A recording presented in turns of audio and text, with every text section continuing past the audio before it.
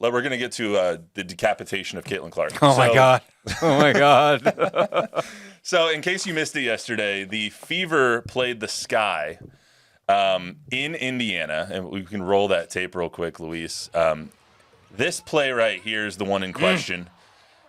Down goes Caitlin. So Angel Reese and Caitlin Clark obviously have a history of Iowa, LSU, and all of the pub that Caitlin Clark gets. And then this happens in that game. And it, to me... Oh. That angle's the word. That third angle seems to be the worst. It's not a great angle. So putting the game aside, I mean, let's hear from Angel Reese, who didn't do herself any favors either right after the game. But this is what Angel Reese said after the game and after that hit. It's a basketball play. I can't control the refs. They affected the game, obviously, a lot tonight. So, I'm always going for the ball. But y'all going to play that clip, 20 times before Monday? So, it's cool. I think we went up really strong a lot of times, and we didn't get a lot of calls. And going back at looking at the film, I've seen a lot of calls that weren't made. I guess some people got a special whistle, but... So I'm going to try and put this as delicately as possible.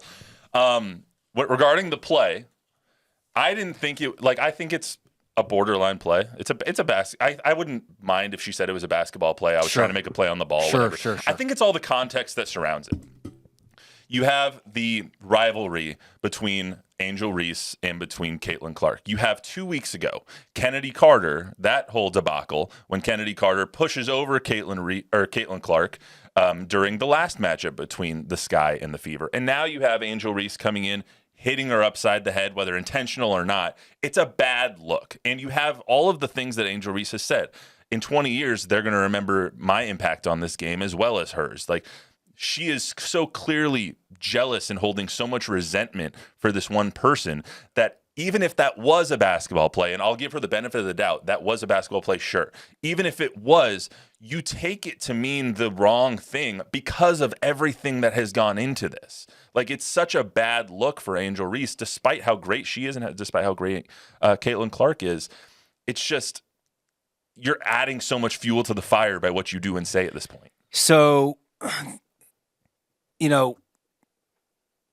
there's so many things with this. Number one, kudos to them and their rivalry for getting us to talk about this. Fair. It's everywhere all the time. However, I can't remember who I was listening to last week who said it. They summed it up best, so I'll steal it from them. Nobody's going to be talking about this in a month and a half. And I don't mean because the season will still be going on, but football will be here. And this is a great thing for sportscasters around the country to have in the dead period of, maybe you don't have an NBA team to root for now, you don't care about baseball, and you're waiting 2 months out for football. Here's the thing that I sort of go back and forth with. The race war is nauseating, and it's a real turnoff because every time you see a WNBA story, it's almost now we have some player going after some player, and generally it appears like it's a African-American player going up against Caitlin Clark, and half the time the announcer, not the player, but the announcer has somehow made it about race. I don't know if it's about race or not, but I don't think everything about this has to be race. I am old enough to remember Bird versus Magic, and that was fantastic when it comes to rivalry. You had a white guy, you had a black guy. I don't know if you saw color or not. I was 11 years old. I saw green and I saw purple. And those are the colors that I liked, and those were the colors that I rooted for or rooted against. I understand that we live in a different political climate, but the idea that this has become what it's become is a little sickening. The other thing is, Angel Reese said a couple of weeks ago, I'll be the villain. I'll be the villain. You guys need me to be the villain. I'll be the villain. Cool. But you get the when she says y'all going to do this, 20 times, she doesn't want to be the villain. If she wanted to be the villain, then she would just accept it. But there's always this challenge. And then there's, just so we're clear, just so we can make sure that we're a little bit even with everything, sometimes I get the feeling that this is one of those NBA fights where the second person gets the tech. The second person gets called out. The second person is the one that gets in trouble. If you guys think that Caitlin Clark is not doing anything to sort of egg some of this on, and by the way, I think it's good. And by the way, I think what Angel Reese did, I think it was a basketball play. And even if it wasn't, I'm okay with that too. Because I liked the bad boys in the 80s from the Pistons. I like a little bit of oomph. I like a little bit of angst with my sports, my heroes, my villains, whatever you want to call them.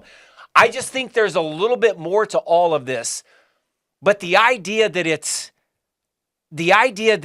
for the most part, we've turned this into the African-American players in the WNBA against the lone white star, which, by the way, is not true to begin with. Yeah, Sabrina Ionescu. Is just, it reduces this to something that it doesn't need to be. I agree. It doesn't need to be that. I try and take the race part out of it just because I think it's so absurd sometimes.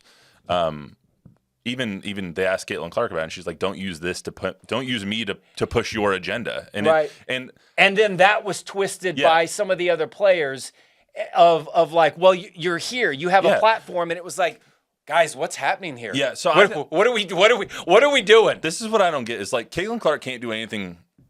Like someone is always going to be mad in this situation, whether it's Angel Reese's fans being mad or whether it's Caitlin Clark's fans being mad. But taking it holistically, you look at it and it's like Caitlin Clark has done everything right. She has said the right things. She has done her best to be the hero that we're all building her up to be. Yeah. Hero is a relative term. Be the star that we're all putting her up to be. She says all of the right things in all of her press conferences. And then you have someone like Angel Reese who is doing the wrong things, saying the wrong things, just throwing more fuel on the fire. You guys can let this go if you want to, but Angel Reese and some of the other players keep saying outlandish crap that keeps adding to the narrative. And it's the narrative that obviously Angel Reese is not happy with. You guys are going to play this 20 times by Monday? It's like, yeah, we're probably going to play it 20 times by Monday because you just smacked her upside the head and you're you and she's her. That's how this is going to go. You have known that this is going to happen. You guys played twice in the women's NCAA tournament, and it was just like this. You know that that's going to happen. But she has, in her defense, she says, but I have a ring. She does. And Caitlin doesn't. And I am part of this equation. There can't be a hero without an anti-hero. And whether she wants to be that, whether she doesn't want to be that, and who knows? Maybe there is. There's not a maybe. There is part of this world, part of society, part of reality says it's inverted. That Caitlin Clark is the anti-hero, and Angel Reese. It's almost like Cobra Kai, It's almost like Cobra Kai, where they've inverted Daniel LaRusso and Johnny Lawrence. I think that's what we're seeing. Speaking here. of, have you seen How I Met Your Mother? Yes. You remember Barney Stinson thinks that. It's so great. Yeah. Yeah. Thinks that Ralph Macchio is the bad guy. He was. He hit him on the beach. The guy was just hanging out with his girl, and here comes little Danny LaRusso, and he sucker punches him. With an illegal crane kick. Johnny Lawrence gave him back his little radio. So good, man. I loved Johnny Lawrence is one of my all-time favorite 80s characters. So between that and you dropping the anti-hero reference here, we're gonna wrap this thing up as we started it with Taylor Swift references.